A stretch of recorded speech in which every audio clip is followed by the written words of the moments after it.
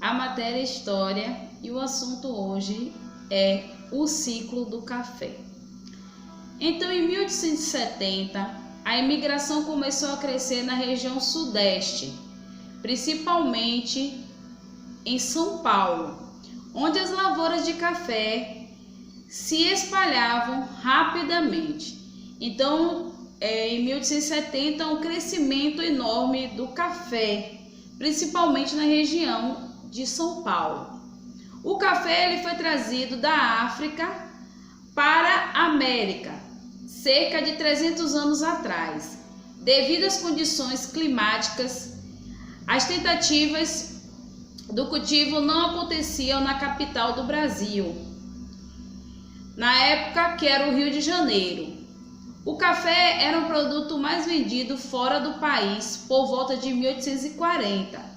Nessa época, o Brasil era independente, não era mais colônia de Portugal. Os escravos foram os primeiros trabalhadores das fazendas do café. Os fazendeiros começavam a substituir os escravos por imigrantes, que moravam em cortiços, um tipo de moradia coletiva. Então, foi trazendo imigrantes, né? Pessoas de outros países e também para colocar no lugar dos escravos, né? Já que o Brasil também não era mais colônia de Portugal. O Brasil naquela época já era um país independente. E também tinha os imigrantes, né?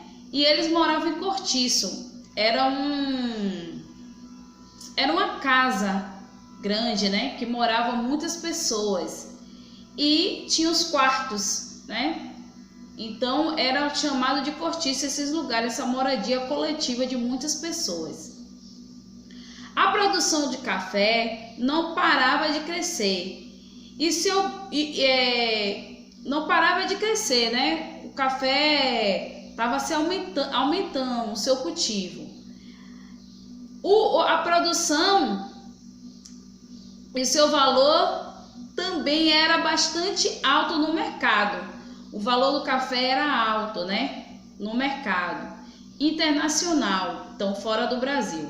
Durante a República, o café tornou-se a principal atividade econômica do país, pois trouxe muitas riquezas para regiões produtoras. O café também era retirado das fazendas em carros de boi ou no lombo de muitos e levado até os portos. Os portos eram locais onde eles eram armazenados, né? Porque saía daqui do Brasil, saía em navios. Então eram lugares que os navios chegavam para atracar e levar esse produto, levar o café.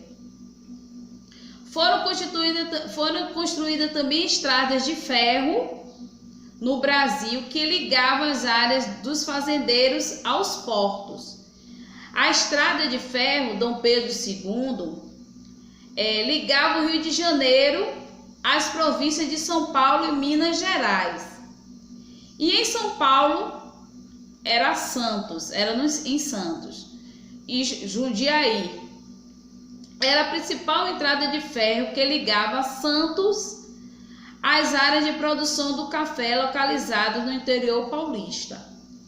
Os escravos também tinham um papel importante na produção do café, né? Porque eles colhiam o café até o meado do século XIX, né? E aí começou a vir os imigrantes para colher também esse café.